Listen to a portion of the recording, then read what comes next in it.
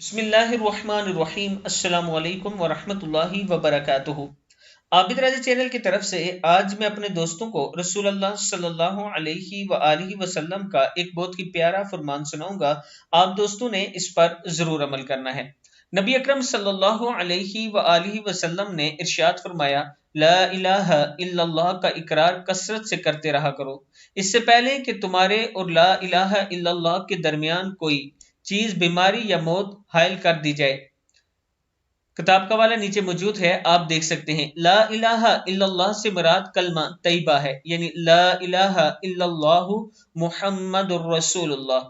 اس کا ورد کثرت کے ساتھ کیا کریں، اس سے پہلے کہ آپ اور اس کے درمیان کوئی چیز یعنی موت یا بیماری حائل کر دی جائے۔ آپ دوستوں نے اس ویڈیو پر ضرور عمل کرنا ہے اور آگے اپنے دوستوں کے ساتھ ضرور شیئر کرنا ہے۔ السلام علیکم ورحمۃ اللہ وبرکاتہ۔